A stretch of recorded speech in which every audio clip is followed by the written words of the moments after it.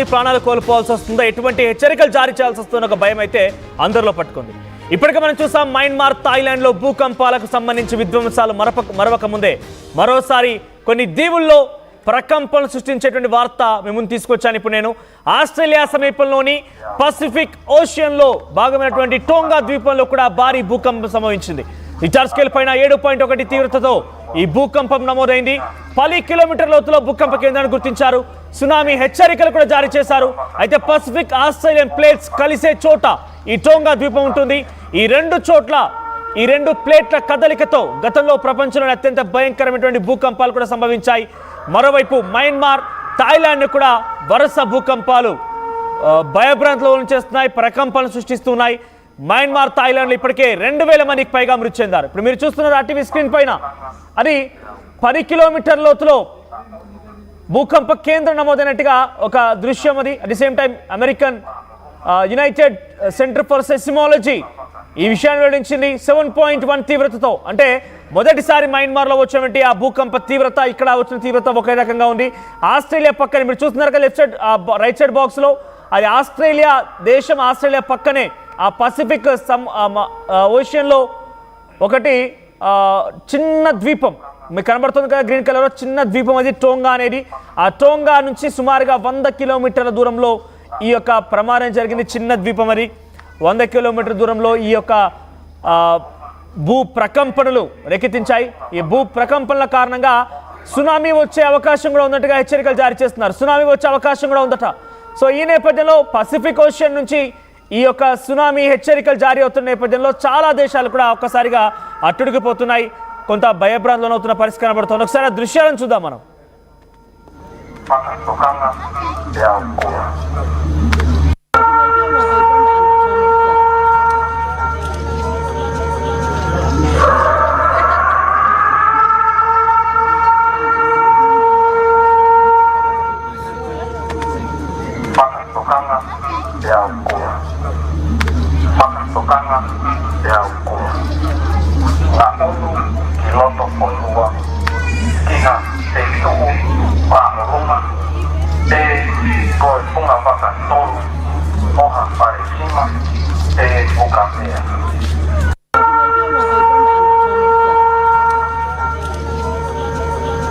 భారతదేశానికి ఈశాన్య వైపుగా మయన్మార్, చైనా, నేపాల్, తర్వాత ఇప్పుడు మనం చూసాం థాయిలాండ్, ఇప్పుడు రీసెంట్గా మళ్ళీ ఈ రోజు సుమారుగా 7.1 తీవ్రతతో టోంగా ప్రాంతంలో, ఆస్ట్రేలియా దగ్గరలోని ఆస్ట్రేలియా పక్కనటువంటి టోంగా అనేటువంటి ద్వీపంలో ఈ యొక్క భారీ భూకంపం సంభవించింది.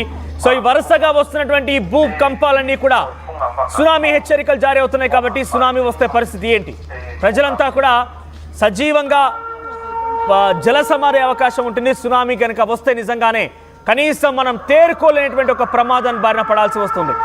మయన్మార్, థాయిలాండ్, చైనా, నేపాల్, ఇప్పుడు టోంగా, ఈ ప్రాంతాలన్నీ కూడా భారతదేశానికి ఈశాన్యంలో ఉన్నాయి. అయితే మయన్మార్లో వచ్చినటువంటి ఆ భూకంపం ప్రభావం చాలా తీవ్రమైంది. మయన్మార్లో ఇప్పటికే 2000 మంది మరణించారు. ఇంకా చాలా మంది కూడా శిథిలాల కింద పడి ఉన్నారు. అంతా కూడా మిస్సింగ్ అన్నట్టుగా తెలుస్తోంది. ఇంకా సహాయక చర్యలు కొనసాగుతున్నాయి. పవర్ కట్ అయిపోయింది, ఇంటర్నెట్ ఫెసిలిటీ కట్ అయిపోయింది. ప్రతిదీ కూడా అస్తవ్యస్తంగా, అగమ్యగోచరంగా అక్కడ పరిస్థితి ఉంది. అయితే దీని ప్రభావం, మయన్మార్లో జరిగినటువంటి ఈ ప్రభావం కాస్త కొంత అటు భారత్పై కూడా పడింది. భారత్లో అరుణాచల్ ప్రదేశ్, ఉత్తరాఖండ్, ఢిల్లీ, మయన్మార్ ప్రభావం కాస్త మేఘాలయ పైన, మణిపూర్ పైన కూడా పడింది. అంటే ఈ ప్రాంతాలన్నీ కూడా ఒకసారిగా భూకంపం తాటికి వణికిపోయాయి. అయితే ప్రజెంట్ చైనాకు సంబంధించి దృశ్యాలను చూస్తున్నాం. చైనాలో ఒక హాస్పిటల్లో ఒక సీరియస్ ఆపరేషన్ థియేటర్ ఉంది. ఆపరేషన్ థియేటర్లో సర్జరీ కొనసాగిస్తున్నంతలో ఒకసారిగా భూమి కంపించింది.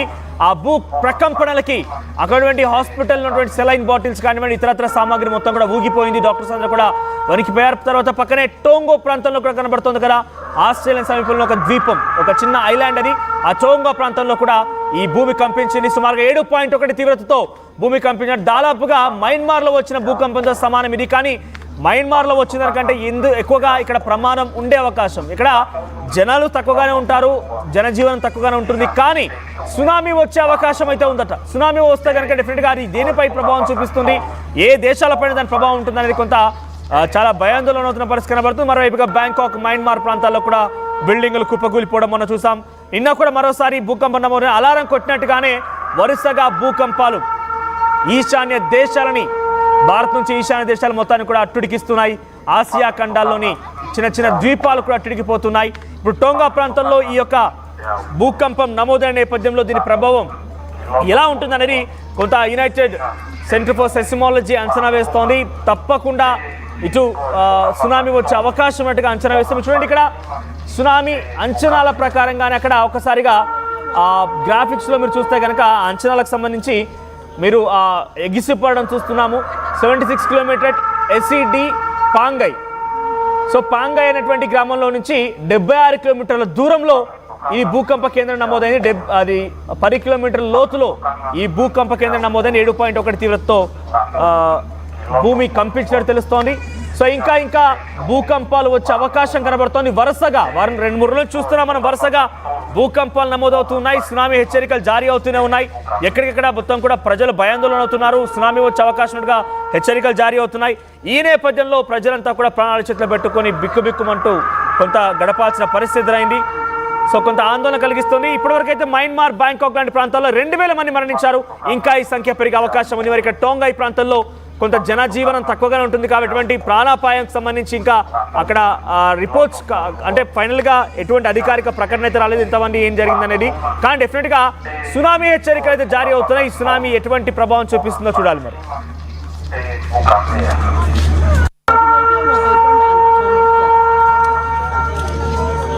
భూకంపాలు ప్రజల్ని భయభ్రాంతులను చేస్తున్నాయి, భయభ్రాంతులకు గురి చేస్తున్నాయి.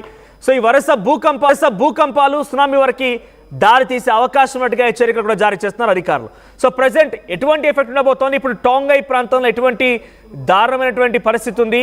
ఇంకా భూకంపాలు వచ్చే అవకాశం ఉందా? దాన్ని ముందుగానే అంచనా వేస్తున్నారా?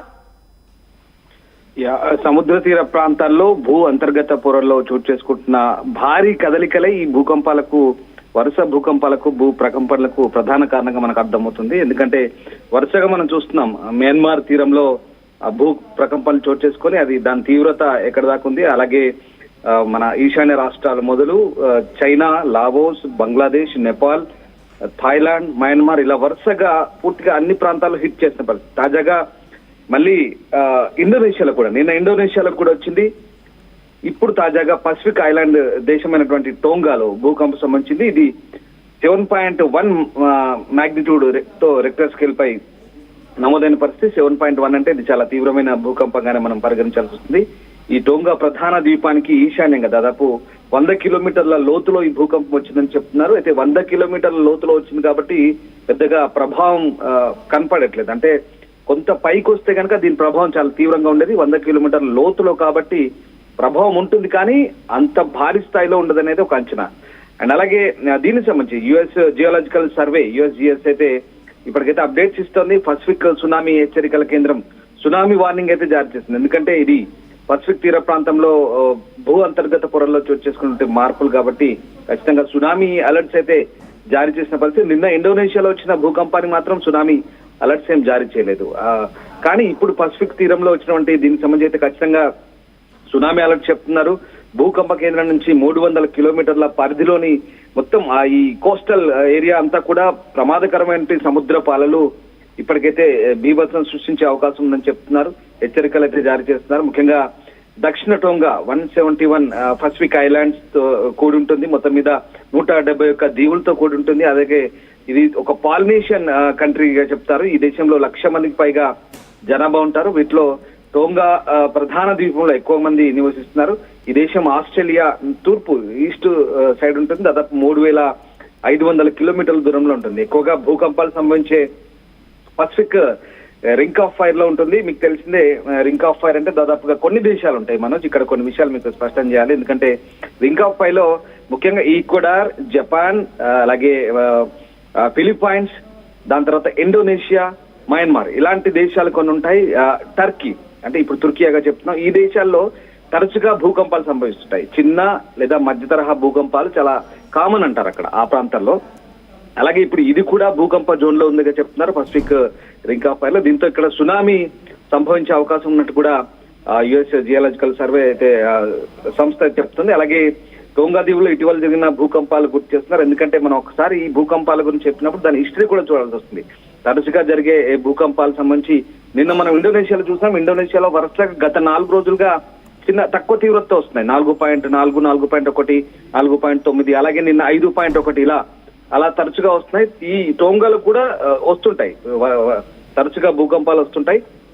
అయితే ఈసారి ఎక్కువ వచ్చింది, 7.1గా వచ్చింది. దక్షిణ పసిఫిక్ ప్రాంతంలో ప్రస్తుతం అయితే ఈ భౌగోళిక అస్థిరత ఏ రకంగా ఉందనేది మనకు అర్థమవుతుంది. టోంగాలో భూకంపాలు చాలా సర్వసాధారణంగా చెప్తుంటారు కాబట్టి అది అంతా కూడా ఒక లోతట్టు ద్వీప సమూహంగా చెప్తున్నారు. ఆగ్నేయాసియా పసిఫిక్ బేసిన్ అంతటా కూడా విస్తరించినటువంటి ఈ టెక్టోనిక్ ప్లేట్స్ ఏవైతే ఉంటాయో ఇదంతా కూడా ఈ ప్రాంతంలో ఈ ఆస్ట్రేలియా ప్లేట్స్ కావచ్చు, టోంగా, ఇవన్నీ కూడా ఆ భూమి అంతర్గత పొరల్లో చోటు చేసుకున్నటువంటి ఒక కదలికలు. అంటే కదలికలు ఏ స్థాయిలో ఉన్నాయంటే ఇప్పుడు దీన్ని బట్టి చాలా భారీ స్థాయిలో ఉన్నాయి. సర్వసాధారణంగా కదలికలు చోటు చేసుకుంటాయి, కానీ ఇది భారీ స్థాయిలో ఉన్నాయి. భారీ సామర్థ్యంతో, భారీ వ్యత్యాసంతో కదలికలు చోటు చేసుకుంటున్నాయి. కాబట్టి తరచూ ఈ భూకంపాలు సంభవిస్తున్నాయి అనేది మనకు శాస్త్రవేత్తల అంచనా ప్రకారం చెప్తున్నారు. ఎందుకంటే మీరు అన్నట్టు ప్రపంచవ్యాప్తంగా కూడా ఒక రకమైన భయాందోళనకు గురవుతున్నారు. ఎందుకంటే తీర ప్రాంత ప్రజలంతా కూడా ఇప్పుడు పసిఫిక్ తీరంలో కానీ, తర్వాత నిన్న మొన్న మనం మయన్మార్ ఈ ప్రాంతంలో, ఇండోనేషియా ప్రాంతంలో చూసినట్టయితే కనుక వరుస ప్రకంపనలు చూస్తున్నట్టు కనుక ఒకసారి